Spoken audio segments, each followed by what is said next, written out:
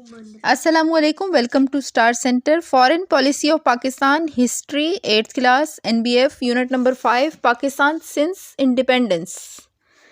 Page number 74 है हमारे पास और हमारा टॉपिक है फॉरेन पॉलिसी ऑफ पाकिस्तान, यानी कि पाकिस्तान की खारजा पॉलिसी। इससे मुराद ये है कि पाकिस्तान के बैरून ममालिक के साथ किस किस्म के ताल्लुकात हैं और कौन सी चीज़ें हमारे मुल्क में आती हैं और कौन सी चीज़ें जाती हैं हमारे मुल्क से, ठीक है। A foreign policy is a set of plans and schemes to manage a country's relationship with other countries. खारजा पॉलिसी किसी मुल्क के दूसरे ममालिक के साथ ताल्लुकात को मुनज़्ज़म करने के लिए मंसूबों और स्कीमों का मजमुआ है। They are guidelines to regulate international dealings. वो बैनुल-अक़वामी मामलात को मुनज़्ज़म करने के लिए रहनुमा उसूल हैं। These policies have different purposes depending upon the interests of a country. These may be developed on the basis of ideologies.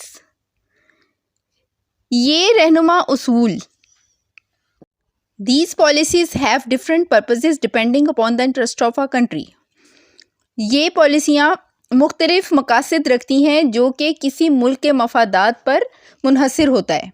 There may be developed on the basis of ideologies. ये किसी मुल्क की आइडियोलॉजीज़ के ऊपर भी base कर सकता है। इन द मॉडर्न वर्ल्ड में they are mostly based on the economic interest of a country. जदीद दुनिया में ये ज़्यादातर मुल्क के मुआशी मफादात पर मुनहसर हैं। फिर नेक्स्ट पैराग्राफ आ जाएगा, Pakistani foreign policy witnessed many ups and downs during the period 1956 to 1977। Pakistan की खारजा पॉलिसी ने 1956 से 1977 के दरमियान बहुत सारे उतार चढ़ाव देखे।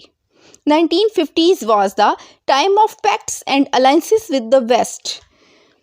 1950 की दहाई मगरिब के साथ मुआहिदों और इत्तेहादियों का दौर था। Pakistan signed mutual defence assistance agreement with USA and then south east Asian treaty organisation और सीटो पैक्ट इन 1954। पाकिस्तान ने 1954 में अमेरिका और फिर जनूब मशरकी एशियाई मुआहिदा तंजीम या फिर सीटो के साथ बाहमी दिफाई मुआवनत के मुआहदे पर दस्तखत किए थे। In 1955, Pakistan signed another pact that was initially called Baghdad Pact and later called Central Treaty Organization और सेंटो, ठीक है। ये सीटो और सेंटो दो मुआहदे बता रहे हैं यहाँ पे जो बहुत इंपॉर्टेंट है। वो कहते हैं 1955 में पाकिस्तान ने साइन किए एक और मुआहदे के ऊपर जो कि इब्तदाई तौर पर बगदाद पैक्ट कहलाया और फिर बाद में इसे सेंट्रल ट्रीटी ऑर्गेनाइजेशन यानी कि सेंटो के नाम से पुकारा जाने लगा। This pact was signed to strengthen the nations in the region. ये मुआहिदा खित्ते में अक़वाम को मजबूत करने के लिए बनाया गया था। ड्यूरिंग दिस टाइम, इस वक्त के दौरान, Pakistan fought 2 wars against India. Pakistan ने इंडिया के खिलाफ 2 जंगें लड़ी। फर्स्ट इन 1965, पहली 1965 में, एंड देन इन 1971, फिर दूसरी 1971 में। यानी कि पाकिस्तान की इंडिया के साथ 2 मशहूर जंगें, इनके बारे में आपको पता होना बहुत ज़रूरी है कि एक 1965 में और फिर 1971 में। Kashmir issue remained the flash point of the relations between Pakistan and India. Kashmir issue जो है यानी कि कश्मीर मसला कश्मीर जिसे कहते हैं, पाकिस्तान और भारत के ताल्लुकात का फ्लैश पॉइंट रहा। यानी इसकी वजह से कभी भी पाकिस्तान और भारत के ताल्लुकात अच्छे नहीं रहे। Pakistan relation with China and Islamic countries remained pleasant through out. Pakistan के चाइना और दूसरे इस्लामी ममालिक के साथ अच्छे ताल्लुकात रहे। The climax of Pakistan relation with Islamic countries was second summit of organisation of Islamic countries OIC in Lahore in 1974। दूसरे नंबर पे 1974 में OIC organisation of Islamic countries organisation Pakistan के ताल्लुकात का उरूज लाहौर में इस्लामी ममालिक की तंजीम OIC का दूसरा इजलास था। आफ्टर अफगान वार 1979 में जो कि अफगान वार हुई थी, उसके बाद Pakistan played a front line state role against the invading Soviet forces.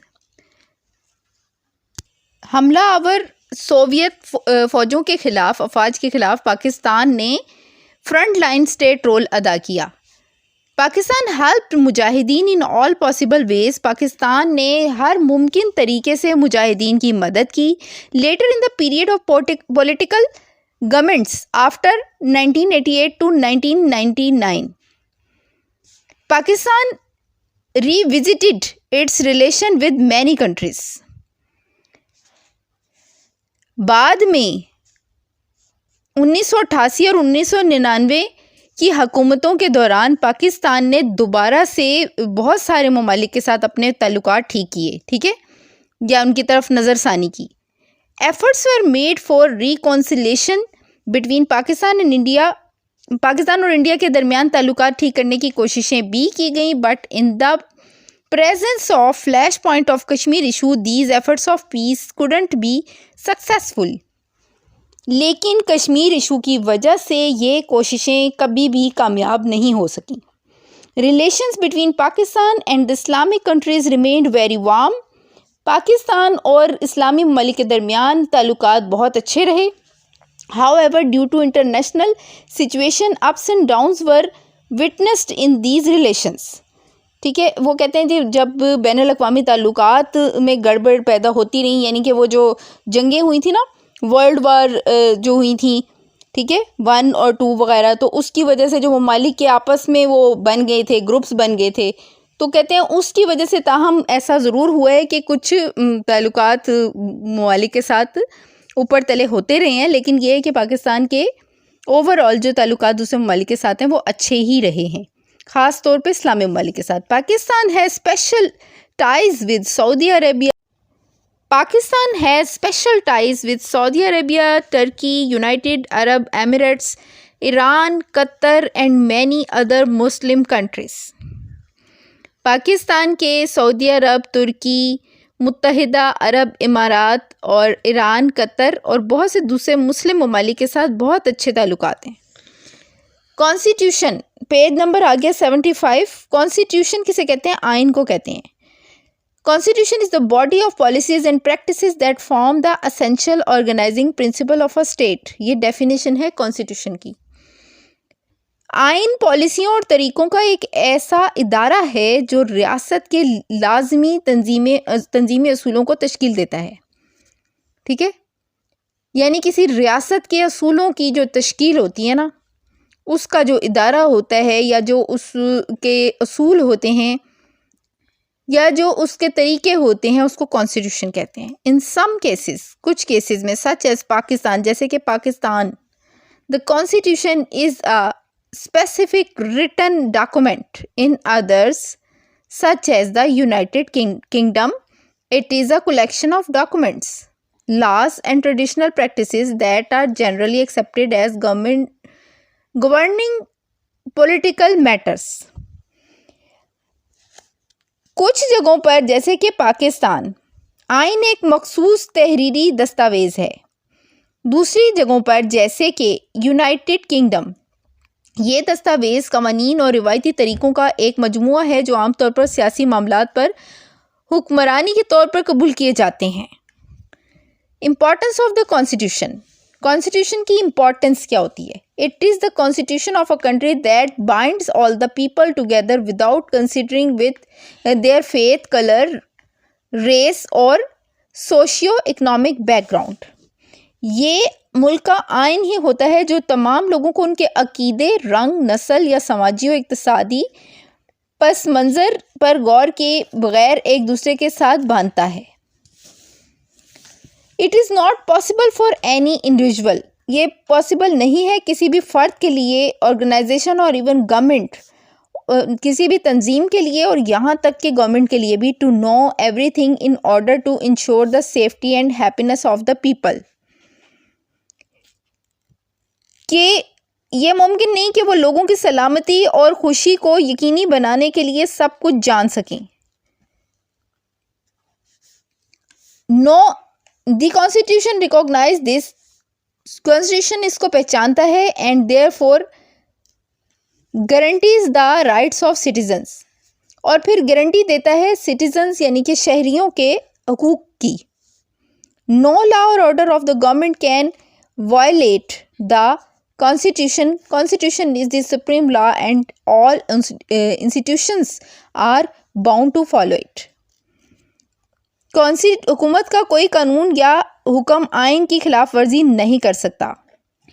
आइन सुप्रीम कानून है और तमाम इदारे इस पर अमल करने के पाबंद हैं। यानी कि आइन एक ऐसा उसूल बना दिया गया है जिसके ऊपर सब एक साथ एक जैसा अमल करते हैं। ठीक है। इम्पॉर्टेंट कॉन्स्टिट्यूशनल टर्मिनोलॉजीज, मखसूस जो अहम आइनी इस्लाहात हैं ना, उनके बारे में अब हम पढ़ेंगे। इसमें है बिल, एक्ट, लॉ, अमेंडमेंट और ऑर्डिनेंस। बिल क्या चीज़ है? ये बहुत ज़बरदस्त इनकी डेफिनेशंस लिखी हुई हैं, बड़ा अच्छा डिफ़ाइन किया हुआ है। इसको आपने बहुत अच्छी तरह से याद कर लेना ताकि अगर इसमें से अलग अलग पोर्शन के बारे में आपसे पूछा जाए तो आप उसका आंसर दे सकें। अब bill is a draft of proposed law. It is presented to the parliament for discussion. After discussion, bill may be passed or rejected.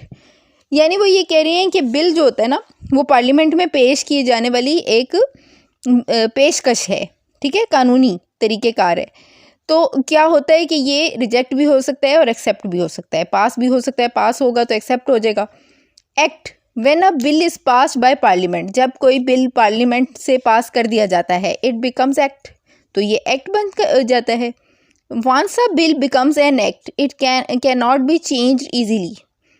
और जब कोई बिल एक्ट बन जाता है तो ये बड़ी आसानी से चेंज नहीं किया जा सकता, या इसमें तब्दीली इतनी आसान नहीं होती। Law is a set of regulations और रूल्स टू बी फॉलोड। कानून क्या है? ये एक सेट है रेगुलेशंस और रूल का, यानी उसूल व ज़वाबित का एक सेट है। Followed anything which has the power to confer legal rights, obligations, liabilities etcetera are laws. कानून उसूल व ज़वाबित का एक मजमुआ है। एनीथिंग, कोई भी चीज़, विच हैज़ द पावर, जो कि ताकत रखती है, to confer legal rights, obligations, liabilities are laws. ठीक है, कानूनी हैसियत देने के लिए हकूक, फ़राइज़ और ज़िम्मेदारियाँ वगैरह। Amendment, constitutional amendment means any modification, deletion और addition made to the constitution. Amendment कहते हैं तब्दीली को। ठीक है, तो कॉन्स्टिट्यूशन अमेंडमेंट क्या होती है कि किसी भी कानून में, आइन में कोई किसी किस्म की इजाफा करना, किसी चीज़ को कट करना, या फिर किसी भी किस्म की नई कोई चीज़ उसमें डालना, एडिशन करना, ये सब कुछ कॉन्स्टिट्यूशन अमेंडमेंट कहलाता है। ठीक है, अमेंडमेंट के पोर्शन में ये होता है। ऑर्डिनेंस क्या है? Ordinance are temporary laws that are circulated by the president. Ordinance आर्जी कवानीन हैं जो कि प्रेसिडेंट की तरफ से सर्कुलेट होता है ना, गर्दिश करना, यानी कि सर्कुलेट किए जाते हैं। ठीक है, उसी वक्त जो दिए जाते हैं, ऑर्डिनेंस पास होता है, यानी उसी वक्त पास होता है। ये पेज नंबर अब हमारे पास है 76, unit number 5, 8th class history का। पाकिस्तान सिंस इंडिपेंडेंस हम पढ़ रहे हैं, और कॉन्स्टिट्यूशंस इन पाकिस्तान इस पेज के स्टार्ट पे लिखा हुआ है, यानी कि पाकिस्तानी आइन। At the time of independence of Pakistan, government of India act 1935 was adopted as constitution of the newly establish state. नई बनी हुई रियासत के लिए पाकिस्तान बनने के वक्त इंडिया की हुकूमत का जो एक्ट चल रहा था ना, कानून चल रहा था वहाँ पे, जो कि 1935 से चल रहा था, वही अडॉप्ट किया गया, यानी उसी को चलाया गया उस वक्त वक्ती तौर पे पाकिस्तान के कॉन्स्टिट्यूशन के तौर पे। However, it was necessary to make Pakistan's own constitution. ताहम ये बहुत ज़रूरी था कि पाकिस्तान का अपना आइन बनाया जाए, which could provide guideline to run the affairs of the nation, जो कि लोगों की रहनुमाई करे या हुकूमत की रहनुमाई करे कौम के मामलात को चलाने के लिए. अनफॉर्चुनेटली, बदकिस्मती से, for the first few years, पहले इब्तदाई जो चंद साल थे, no constitution could be made, कोई भी आइन नहीं बनाया जा सका. लेटर बाद में 3 constitution were made in different years. ये बात आपने बहुत ध्यान से सुननी है क्योंकि इसका पाकिस्तानी तारीख़ में बहुत अहम किरदार है. ये पाकिस्तान के टोटल 3 आइन बन चुके हैं अब तक, और उनमें से तीसरा आइन अभी तक चला आ रहा है और उसी में ही अमेंडमेंट्स होती हैं अब मज़ीद. तो 3 आइन हैं जिनके सन आपको अच्छी तरह याद होने चाहिए. 1956, 1962 और 1973, यानी 1956, 1962, 1973. तो ये कॉन्स्टिट्यूशन है पाकिस्तान के. 1956 कॉन्स्टिट्यूशन क्या था? इन 1956 the new assembly adopted the countries first constitution. 1956 में नई असेंबली ने मुल्क का पहला आइन मंजूर किया. It was a constitution with 234 articles divided into 13 parts. ये कॉन्स्टिट्यूशन या आइन जो है 234 आर्टिकल्स पर मुश्तमिल था, जिसे तकसीम किया गया 13 हिस्सों में. अकॉर्डिंग टू दिस कॉन्स्टिट्यूशन, इस आइन के मुताबिक the country was declared as an Islamic state. इस आइन के मुताबिक मुल्क को एक इस्लामी रियासत ऐलान किया गया या डिक्लेयर किया गया. Federal system was announced with the division of the powers mentioned. Federal system announce कर दिया गया with the division of powers mentioned, जो कि जिसमें के इख्तियारात को तकसीम कर दिया गया. Under the constitution, parliamentary form of government was adopted.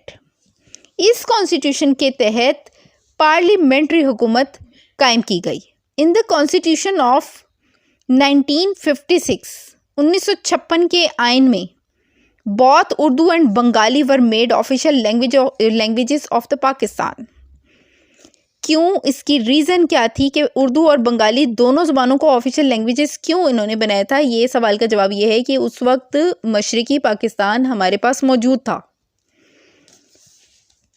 English was adopted as official language for a period of 25 years. English को 25 साल के अरसे के लिए सरकारी ज़ुबान के तौर पे अडॉप्ट कर लिया गया. अनफॉर्चुनेटली, बदकिस्मती से, this constitution lasted only for 2 years, यानी ये आइन सिर्फ 2 साल ही चल सका.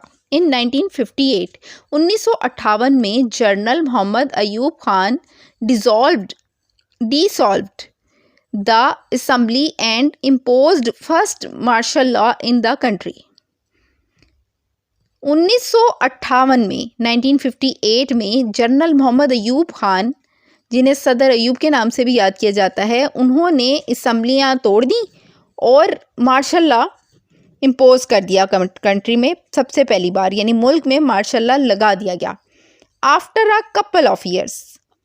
अच्छा, मार्शल लॉ के बारे में मैं आपको ये बता दूं कि इसमें ये होता है कि फ़ौज आ जाती है और बहुत सख्ती हो जाती है हर तरफ, और सब चीज़ें वक्ती तौर पे कंट्रोल में ले ली जाती हैं. फिर उसके बाद कोई नुमाइंदा चूज़ करके, तो उसके बाद फिर सदर या वज़ीर आज़म जो भी इख्तियारात संभालते हैं वो आ जाते हैं फिर, ठीक है, बाद में. तो उतने अरसे तक मार्शल लॉ लगाया जाता है, ठीक है. Ayub Khan started planning to frame a new constitution. Ayub Khan ने नए कॉन्स्टिट्यूशन के बारे में प्लानिंग करनी शुरू कर दी.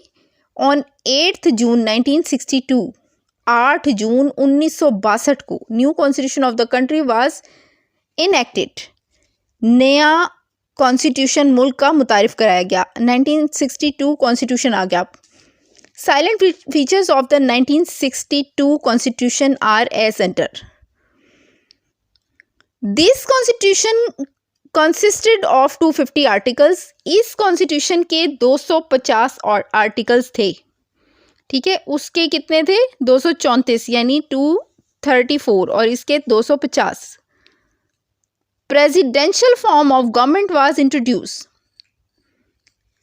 सदारती निज़ाम हुकूमत जो है इंट्रोड्यूस कराया गया, यानी सदर ही तमाम इख्तियारात का मालिक होगा मुल्क में।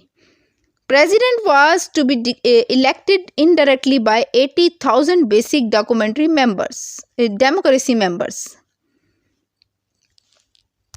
सदर का इंतखाब बिलवास्ता तौर पर 80,000 बुनियादी जमहूरियत के अरकान से होना था। A federal system was introduced in the country। सदारती निज़ाम मुल्क में वफाकी निज़ाम राइज हुआ, ठीक है। It consisted of a central government and 2 provincial governments comprising in east and west Pakistan. Provincial government was headed by a governor, ठीक है। मुल्क में वफाकी निज़ाम राइज हुआ। ये एक मरकज़ी हुकूमत और मशरक़ी और मगरबी पाकिस्तान पर मुश्तमिल 2 सूबाई हुकूमतों पर मुश्तमिल थी, ठीक है। ये यानी कि ये वाला कॉन्स्टिट्यूशन जो था। No law could be passed against the teachings of Quran and Sunnah. कुरान और सुन्नत के खिलाफ कोई भी कानून पास नहीं किया जाएगा। Fundamental rights including rights of speech and expression, freedom to choose profession and freedom to profess religion was assured without any discrimination. बुनियादी हुकूक बशमूल तकरीर और इजहार के हुकूक, पेशे के इंतखाब की आज़ादी और मज़हब का दावा करने की आज़ादी को बग़ैर किसी इम्तियाज़ के यकीनी बनाया गया, यानी ये रूल्स रखे गए उसमें। नेक्स्ट है जी 1973 का आइन। तो यहाँ पे आज का मैं अपना प्रोग्राम ख़त्म करूँगी। 1973 का आइन मैं आपको नेक्स्ट वाले प्रोग्राम में पढ़ाऊँगी। और आपके एग्ज़ाम्स की डेट शीट आ गई है जो कि मैंने अपने चैनल पर डाल दी है, तो स्टूडेंट्स आप उसे अच्छे तरीके से देख लें और आप लोग जल्दी जल्दी अपना सिलेबस